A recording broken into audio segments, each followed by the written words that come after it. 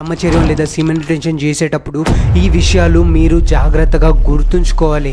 మనము బ్రహ్మచర్యం చేసేటప్పుడు మన ఎనర్జీని అయితే స్టోర్ చేస్తున్నాం, కానీ దాన్ని మనం సరిగ్గా ట్రాన్స్మ్యూట్ చేస్తున్నామా, యూటిలైజ్ చేస్తున్నామా అనేది మనం ఒక్కసారి తెలుసుకోవాలి, గమనించాలి. ఎందుకంటే మనం ఈ ఎనర్జీని సరిగ్గా యూటిలైజ్ చేయలేదనుకోండి, కొద్ది రోజుల తర్వాత మనలో లస్ట్ అనేది మరింతగా పెరిగి పదే పదే మాస్టర్బేషన్ చేయడానికి లేదా మళ్ళీ పాన్ చూడడానికి అది మనల్ని ప్రేరేపిస్తూ ఉంటుందన్నమాట. ఎందుకంటే లస్ట్ అనేది చాలా పవర్ఫుల్ వెపన్ లాంటిది. అంటే రెండు వైపులా కత్తి అంత పదును ఉండేలాంటి లస్ట్ అన్నమాట. దీన్ని కరెక్ట్గా బ్యాలెన్స్ చేయాలి అని అంటే ఆ మిడిల్ గ్రౌండ్ అనేది మనం వెతుక్కోవాలి. అప్పుడు మాత్రమే ఈ జర్నీలో మనం సక్సెస్ఫుల్గా ముందుకు వెళ్ళగలుగుతాం. లేకపోతే ఈ లస్ట్ మిమ్మల్ని శాశ్వతంగా చంపేస్తుంది, అంటే ఇంకా అడిక్ట్ అయ్యేలా చేస్తుంది. అందుకే మీరు జాగ్రత్తగా గుర్తుంచుకోండి, సెక్షువల్ ట్రాన్స్మ్యూటేషన్ చేస్తేనే ఈ ఎనర్జీ అనేది వేరే పార్ట్స్ ఆఫ్ ద బాడీకి వెళ్తుంది.